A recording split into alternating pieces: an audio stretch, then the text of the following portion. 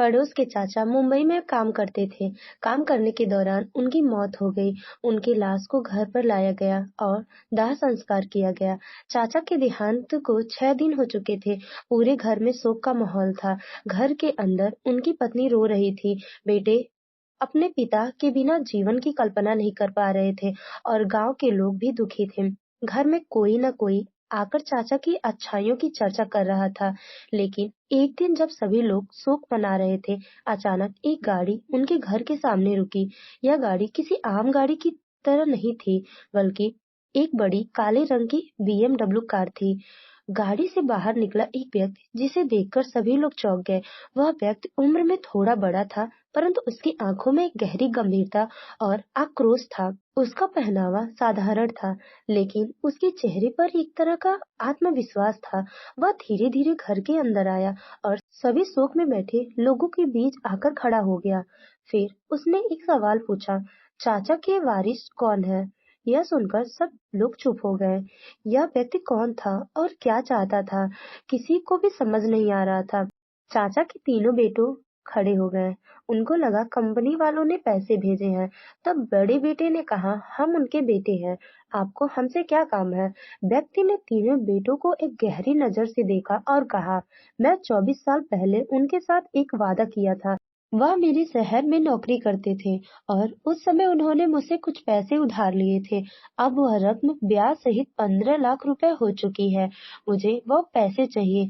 ये सुनकर चाचा के तीनों बेटे का आशा टूट गया और शोक सभा में हलचल मच गई।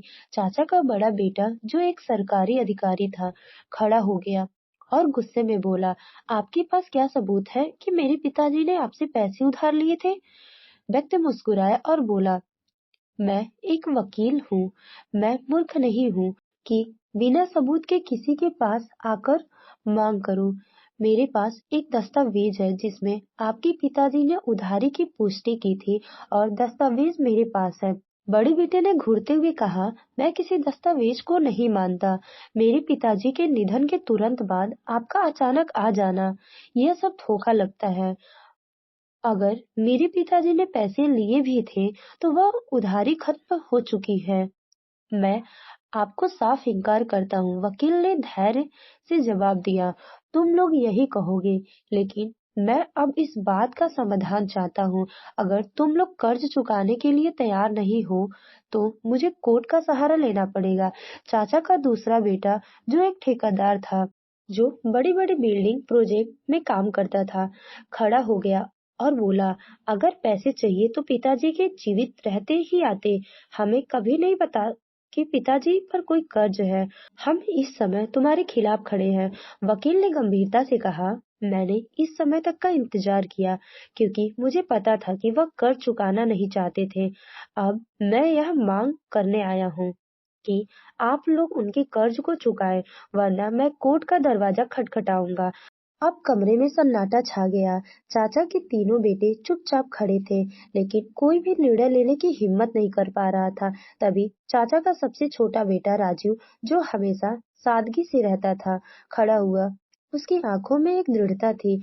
वह वकील से बोला, मैं कर्ज चुकाने के लिए तैयार हूँ, लेकिन आपको पहले ये साबित करना होगा कि पिताजी ने वाकई में पैसे उधार लिए थे।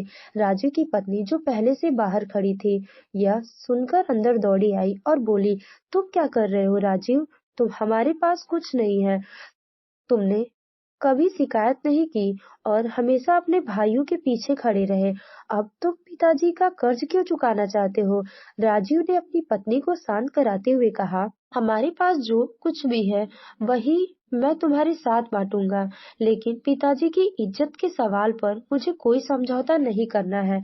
उनकी पत्नी ने आंसू भरी आंखों से कहा, हम गरीब हैं और तुम इस कर्ज का भार कैसे उठा पाओगे? राजू ने अपनी पत्नी को हाथ पकड़ते हुए कहा, यह मेरे लिए सिर्फ पैसा नहीं है, यह मेरे पिता का सम्मान है। मैं कर्ज चुकाऊंगा, चाहे जो हो। राजू के शब्दों ने वातावरण को पूरी तरह बदल दिया। सभी लोग अब उस छोटे भाई की ओर देख रहे थे, जिसने अपने परिवार के अन्य सदस्यों से अलग एक साहसी कदम उठाया। वकील ने मुस्कुराते हुए कहा, तो क्या अब आप कर्ज चुकाने के लिए तैयार हैं? राजू ने दृढ़ता से कहा, हाँ मैं तैयार हूँ। मुझे पैसे नहीं है, लेकिन मैं अपनी जमीन का एक हिस्सा दे सकता हूँ। इस पर वकील ने फिर से गहरी निगाहों से चाचा के दोनों बेटों की ओर देखा और कहा, क्या आप लोग अपने छोटे भाई का साथ देंगे? लेकिन दोनों बेटे खामोश रहे। उन्होंने कोई जवाब नहीं दिया। उन्होंने कभी अपने छोटे भाई की मदद नहीं की थी और आज भी वे अपनी आदत बदलने को तैयार नहीं थे। तभी वकील ने एक बड़ा खुलासा किया। 24 साल पहले आपके पिता और मैंने कुछ शेयर खरीदे थे।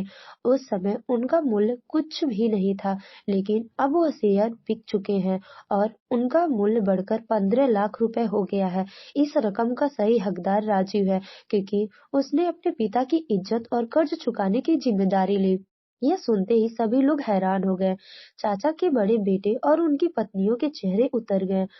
उन्हें अब समझ में आ गया कि राजीव ने क्या किया था, जबकि वे खुद सिर्फ संपत्ति के बारे में सोचते रहे। वकील के इशारे पर उसके आदमी 2 बड़े सूटकेस लेकर आए और उन्हें राजीव को सौंप दिया। राजीव ने सूटकेस खोलते ही देखा, उसमें 15 लाख रुपए थे। यह रुपए उसके हाथ में थे, लेकिन अब वह केवल पैसे का मालिक नहीं, उसने अपने पिता की इज्जत को बचाने का काम किया था। उसकी पत्नी ने उसे गले लगाते हुए कहा, आज मुझे ये समझ आ गया, ईमानदारी का रास्ता कठिन होता है, लेकिन एक दिन इसका फल जरूर मिलता है। राजीव ने सूटकेस को उठाया, घर के अंदर जाकर अपनी पत्नी के साथ बैठा। उसकी पत्नी ने कहा, तुमने हमें दिखा दिया कि सच्चाई और मेहनत ही सबसे बड़ी संपत्ति है। वहीं चाचा के दोनों बेटे अब शर्मिंदगी में डूबे हुए थे। राजीव ने केवल अपना कर्तव्य निभाया था और इसने सबको यह सिखाया कि सच्चाई कभी हारती नहीं। तो दोस्तों, आपको यह कहानी कैसी लगी? कमेंट जरूर करें। कहानी अच्छी लगी हो तो प्लीज वीडियो को लाइक करें, शेयर करें और हमारे चैनल स्टोरी विथ आरजे को सब्सक्राइब करें। Thank you for watching.